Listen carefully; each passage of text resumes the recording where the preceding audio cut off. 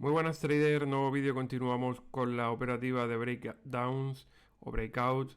En esta ocasión vamos a ver cómo ejerce el número entero de tapón. Y lo vamos a ver con un ejemplo de un trade que se realizó ayer en AMD. Esta línea que hay aquí roja es el número entero, el 143. Y quiero que veáis cómo rompe, cómo tras perder el número, el 143, rebota y lo hace sin volumen. Vuelve a intentar romper, movimiento abrupto. Fijaos de nuevo en el movimiento, el esfuerzo que hace, y aunque aquí también hay un esfuerzo negativo, pero el esfuerzo que hace y de nuevo el valor no consigue romper la resistencia que había anteriormente, pero sí que había conseguido romper el entero. Esto nos hacía dudar un poco de si el movimiento podía ser al alza o a la baja, pero posteriormente se vuelve a meter por debajo del entero y sucede esto. No, mucho menos volumen, ya no hay interés y vemos como el entero está actuando de tapón. Esta es la primera señal y aquí para los más valientes, entre comillas, pues da una oportunidad de corto en plan agresivo, ¿no? Anticipando ese break, que lo comentamos de hecho en directo en la sala. Pero si quieres ser más conservador, que es lo que recomiendo, y esperas un poco, pues ves que el volumen empieza a secarse, ¿no? Incluso se seca totalmente en el final de la consolidación. Y lo que pasa aquí es que el entero ahora sí que ya es incapaz de violarlo al alza, ¿no? Es imposible, ya no pasa. Entonces estamos viendo como un primer interés, un primer rebote con volumen decreciente, vuelve a meterse por debajo del entero, lo vuelve a intentar de forma abrupta, pero no tiene el resultado esperado y posteriormente retest lo supera por muy poco, pero enseguida vuelve a meterse por debajo del entero y finalmente la consolidación que estructura el trade, donde no supera el número entero, donde las Bollinger se quedan estrechísimas. Fijaos que ya apenas cabe una vela enana. El volumen se seca, pero empieza a incrementarse a medida que está presionando la zona de mínimos y ese break provoca, pues, desata, ¿no? La oleada de ventas. Aquí incluso vuelve a consolidar y vuelve a tener un movimiento impulsivo de nuevo. De nuevo el volumen se vuelve a secar, redondea ligeramente y vuelve a incrementarse hasta abajo y llegó hasta el siguiente nivel del entero, el 100. Bueno, hizo $2 de movimiento. Del tapón del entero del 143 al 141. Ese fue el movimiento y esa fue la lectura de cómo está retesteando el entero, ¿vale? Quiero que veáis también algo. A ver que no la líe.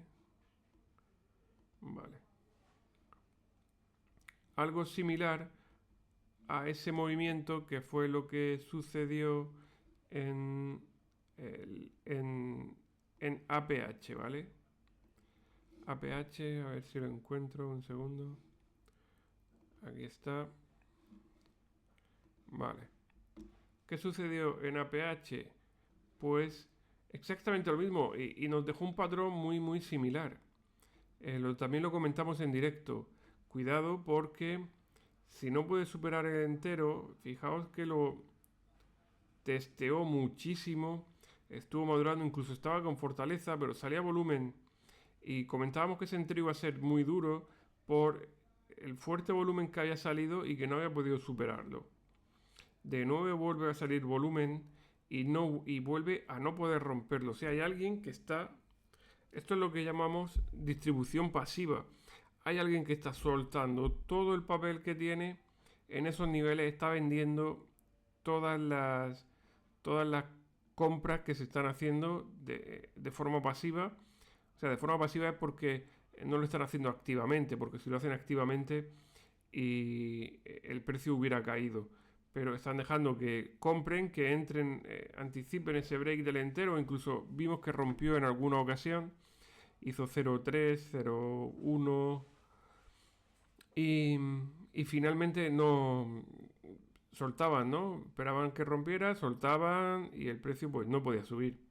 Y lo que vimos finalmente es que de nuevo, nuevo intento, cada vez con menos fuerza. Fijaos que cada vez lleva menos volumen. Este intento lleva más volumen. Este segundo intento lleva también muchísimo volumen. Y en el último intento, ya el intento final, vemos que lleva menos volumen y que lo que hace, una vez que los compradores han desaparecido, pues si no hay compradores ya, porque ya están todos metidos en las posiciones en largo, el valor sin compradores tiende a caer buscando nuevos compradores a precios que puedan resultar más interesantes. Y lo que hace es simplemente consolidar, se vuelve a secar el volumen, muestra de que ya no queda nadie. Se empieza a incrementar otra vez y es gente quitándose la posición de encima, ¿no? Y de ahí el movimiento que tuvo tan vertical. Estos son otro tipo de configuraciones. Es muy normal verlas en típicos movimientos de estos de parece que va a rebotar y ¡pumba! No puede, ¿no? No puede superar cierto nivel que normalmente coincide con enteros y termina cayendo. El ejemplo anterior que hemos visto, el de este ejemplo, pues es similar, pero tiene más forma de triángulo, ¿no? O de base, lo que sería un breakdown, ¿no? Un clásico triángulo bajista que termina rompiendo.